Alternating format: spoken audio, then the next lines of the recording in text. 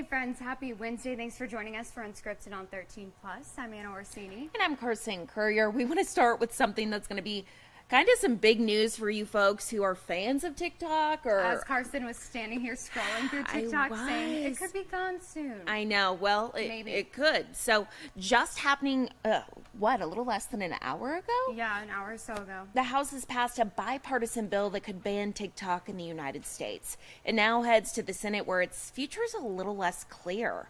Many lawmakers have said they're still evaluating it, but President Biden says he would sign it into law if it makes it to his desk. Now, TikTok's parent company, ByteDance, would have 5 months to sell TikTok if this bill is enacted. If it doesn't, the bill would prohibit TikTok from being available for download on app stores and all those platforms. So it's not a definite TikTok would go away, but the company that currently owns it would have to sell it. U.S. officials have repeatedly said that Chinese intelligence laws make it possible for Beijing to collect user data from ByteDance. And speaking on the House floor this morning, Nancy Pelosi said the bill is actually not an attempt to ban TikTok, but an attempt to make TikTok better. So this now moves on to the Senate. Of course, something we'll be keeping a very close eye on for you.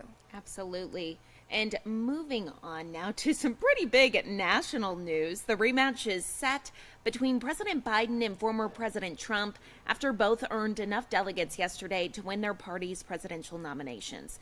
We're not shocked by this. We kind of expected this to happen. Now, neither will officially become the nominee until the national convention's vote this summer. Biden said in a statement that he is honored to become his party's presumptive nominee, but warned that freedom and democracy are at risk if Trump regains the White House. The former president did slam his opponent in a video message telling his supporters that this will be the most important vote you've ever cast. And in some other news relating to the former president today out of Georgia, we know that election interference trial has been going on for a while now, or that election interference case. And we do know that this morning the judge overseeing that case in Georgia has dismissed some of the charges against the former president and several of his co-defendants, but he left most of the 41-count racketeering indictment intact. He threw out the solicitation of violation of oath by a public officer charge, but said prosecutors could still rely on the alleged conduct that charge was based on. So prosecutors say the defendants pressured members of the Georgia legislature to unlawfully appoint presidential electors. They also accused Trump and ex-White House Chief of Staff Mark Meadows of asking the Secretary of State to, quote, find the votes so Trump could win Georgia. The judge's ruling didn't mention the ethics allegations brought against Fulton County District Attorney Fani Willis. Now, McAfee plans to issue a ruling on that by the end of the week, so we'll keep watching that. We'll let you know what comes out of that. And in some local news today, following up on Eric Rittenauer being back in court yesterday, some new cases or some new twists in this case. Again, he's the man accused of burning down 2 historic churches in Douglas. At a federal court hearing, we did learn that Eric Rittenauer actually refused to take a second court-ordered mental evaluation, so the prosecution filed an order to have him committed for evaluation. Right now, that judge is trying to determine if Rittenauer is competent to stand trial on hate crime charges for setting fire to both St. Stephen's Episcopal Church and First Presbyterian Church in Douglas last May. Investigators say Rittenauer did not like that St. Stephen's vicar is openly gay and the pastor of First Presbyterian is a woman. Rittenauer has elected to represent himself and has repeatedly voiced his religious views in court, including his intention to call the Bible as a witness. Something else we're keeping an eye on today, some developments for some tribes here in southern Arizona. This relates to the case involving Senzia. We know that they will have a hearing on their fight over a proposed renewable energy line that will cut across southeastern Arizona. Now, the renewable energy line would go from New Mexico to Phoenix. It would carry wind-generated power. 20 miles of this would go through northeastern Pima County, including the middle of San Pedro River Valley. The Fauna O'odham Nation has asked for immediate intervention as they say they are concerned about the impact this line could have on the religious and cultural sites along that stretch of land. Oral arguments over this lawsuit are happening right now. They started at 9:30, so they are underway. We're going to make sure to let you know what comes out of that.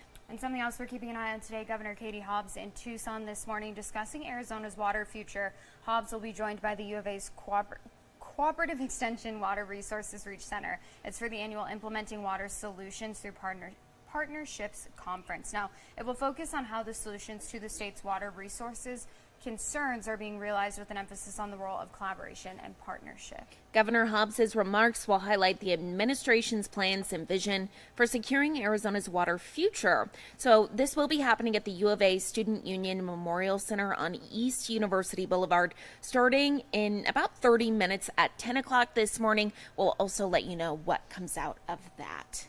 And taking a look at your weather today, seeing some clouds out there, conditions a little bit different than they have been. And one of the big things that we're focusing on in the next few days is some of those wind gusts. I know that that's my least favorite. If I have to pick a weather event, I feel like it's everyone's. Winds, yeah, gusty winds. It's just like, even if it's nice outside, it makes it kind of unbearable. Especially with the 13-pound dog. I'm like, he's going to get blown away. Small dog warning. Yeah, it's small dog alert for all you people out there. So wind gusts, really the thing that we're monitoring today. Temperature-wise, though, where are we sitting at? It's going to be pretty comfortable. So we're already in the low 60s this morning, looking to top out in the low to mid 70s. So Okay. temperature-wise, really, really nice. As you mentioned, the wind gusts will just be kind of a nuisance today. So right now, thankfully, they're fairly light. So if you want to get out and about, of course, morning is the best time to do so when you're dealing with a day with gusty winds, because we're typically seeing those gustiest winds during the afternoon. Right now, calm winds in Tucson, 5 to 10 miles per hour elsewhere. But as we head throughout the course of the day today, we are expecting those winds to pick up. By noon, highest wind gusts more so east of Tucson and Cochise County, where blowing dust could be a concern. And then the Tucson metro area will likely see gusts up to around 25 miles per hour. Off to the east, 35 to even 40 miles per hour possible in Graham, Greenlee, and Cochise counties. And then, of course, once that sun does set, lighter winds are on the way for tonight and into tomorrow morning. Now, your satellite and radar just tracking a few clouds closer to the international border there. Some rain and snow up near Flagstaff, moving into Show Low. Any of that activity will be staying off to our north today. Chance for rain here at home late Thursday. Better chance for some rain and mountain snow arrives, it looks like, on Friday now. And then some spotty chances will linger into the weekend. So just keep an eye on the radar and the forecast if you have outdoor plans the next few days. But right now in Tucson, as we look toward the Tucson Mountains, gorgeous shot there. Temperatures in the 50s for Sierra Vista, Nogales, Wilcox, Safford, low 60s in Tucson and Marana.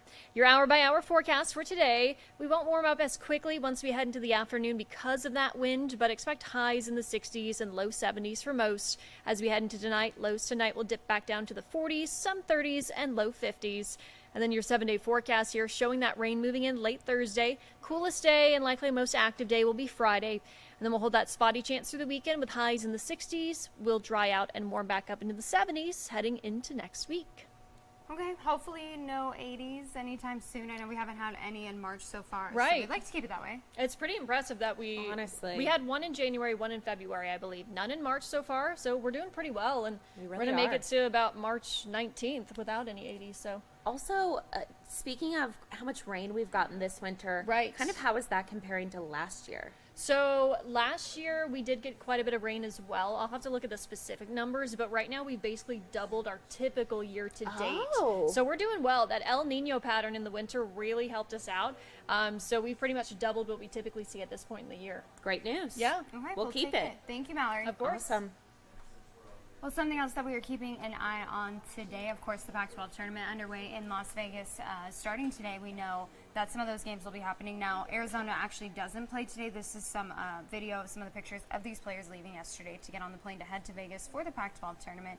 Now, of course, they're hoping to defend their Pac-12 championship title and then also clinch it for the third straight year. So the Wildcats, again, resting up for tomorrow. And depending on who wins the game today at noon, they will take on the winner of that game, and that game is Washington and USC.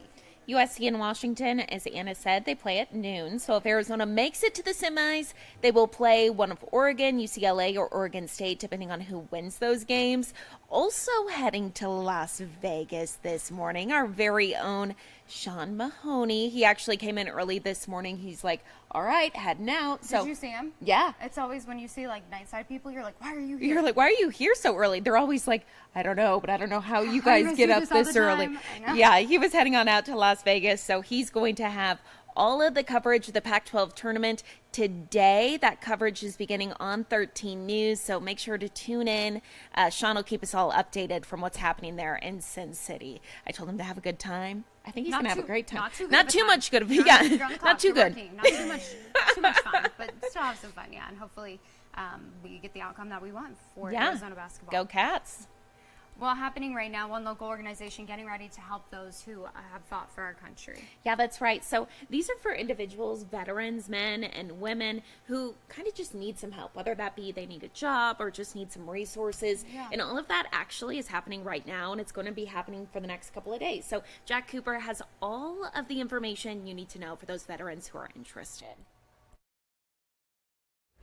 The term stand down comes from when those in active service need a necessary mental and physical break from combat. They would spend a few days resting and recuperating and getting the help that they need before returning back out to service. Now, that's kind of the idea here with this event as well. Different agencies will take the time to help our veterans that are living on the streets. They'll offer things like free haircuts, health screenings, food stamps, and so much more. They'll also offer ways for them to get back on their feet, whether those housing options or trying to get a job. Last year, just under 200 homeless veterans and their family members were helped out because of this, and the goal for this year is to help even more.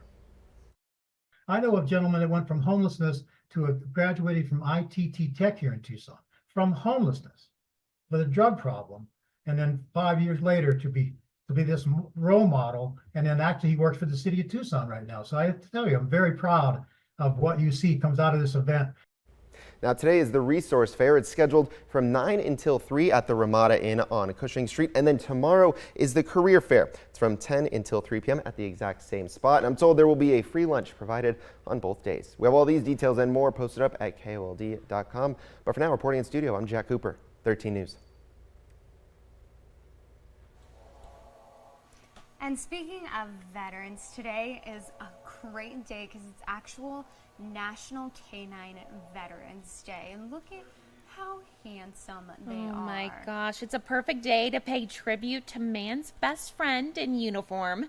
March 13th is dedicated to the dogs who have served on duty in the U.S. That started in World War II. So the Canine Corps was called the Dogs of Defense. But these loyal and protective animals have been used in battles for centuries. Now today they participate, of course, in search and rescue missions, on security teams, and at airports sniffing for drugs. They do so much both here locally and across the country. I always, whenever I see one of those, I'm like, I want to pet you so bad, but you're doing a job. So we know we have a lot of canines here in Tucson. They're all so beautiful. I can't pick a favorite. So yeah, huge shout out to all the working dogs out there who help keep us safe. Exactly. And they're so useful, honestly. They're so smart. They can smell things that we have no idea. They do so much that we can't do. Yeah. So handsome, so eager. Look at them. Oh my goodness. Yeah, we love our canines in uniforms. So I don't know, maybe right on, I believe there's a Tucson Canines Facebook page, isn't there? There is, yeah. Maybe drop off some treats or some toys. That would be at a police great. station just to say thank you to all their puppies. So yeah, happy Canine Day. And something else that's trending today that we, at least I am keeping an eye on, Krispy Kreme offering a free donut to people. There is a little bit of a catch though. This is for St. Patrick's Day. The catch is that, of course, you have to wear green. So if you go into the stores, I believe it's Friday through Sunday, the 15th through the 17th, you will receive an original glazed donut. It does have a bit of a twist though because it's going to be all green. So oh my goodness, I green wonder how donut. they do that. Is it just going to be like what we're seeing on the screen, like green frosting, or is it going to be like the dough is green? The dough is green, I think. Interesting. Yeah. Okay, well, Krispy Kreme also launched 4 new donuts to celebrate St. Patrick's Day. Luck of the Rainbow, Shamrock Cookies and Cream made with Oreo cookies, Plaid Party Donut, and Shooting Shamrock Donut. Yeah, lots of donuts. I always forget there's a Krispy Kreme here. There's 2. Yeah, I looked it up this morning because I was like, I have my own little donut shops that I'm loyal to specifically here. But yeah, Krispy Kreme is really good. I love a good Krispy I'm not Kreme turn down a donut. donut. No, So, absolutely not. Especially the warm ones that they give you when you're sitting there watching them make them inside. I think like the best kind of donut is the kind that you get at like a fair or like the rodeo. The ones that are just like cinnamon sugar and they're like the cake donuts and they hurt Yeah. your stomach literally by the second one. You're like, So I much shouldn't sugar. have done this. You can't even like drink them or drink them. Drink them. You can't eat them without a drink because they're Yeah. like so doughy. Those are my favorite. Wow, that actually just got me hungry. We'll have to go to Krispy Kreme and get We some of those will, donuts. absolutely. So Friday through Sunday, you said? Friday through Sunday, you Okay. can get yourself a free donut, but you have to wear green. This story's up on our website right now if you want to read a little bit more, too, about the 4. And I know that I'm one of those people that, like, as soon as they come out with any promotional items for anything like Starbucks, I'm like, I have to try the latest drink. Same with Dunkin'. Krispy Kreme, same thing. 4 different donuts for St. Patrick's Day specifically. So if you're somewhat like me and you want to try the promotional thing, There you you can go. try them. Yeah, one of them has buttercream cloud with rainbow sprinkles. I mean, it sounds great. It does sound good. So yeah, that's up on our website. Oreo cookies too on their donuts, all the things. Shoot, sign us up. Yeah. Perfect. Perfect. Well, again, that's up on our website if you'd like to go out to Krispy Kreme and try some of those donuts. Let us know if you do, if they're worth going for. And Yeah. show us what your donut looks like if you end up going. We want to know. Did they put green dye in the dough?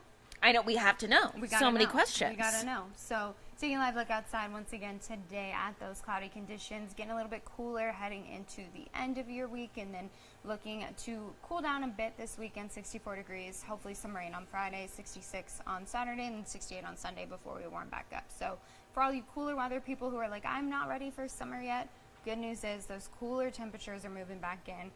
Should be pretty comfortable heading into this weekend. Yeah, looking to be a great weekend to be outdoors celebrating St. Patrick's Day. So thank you all so much for watching Unscripted on 13 Plus. Tune in tomorrow at 9:30 for more news and weather. Have a great day.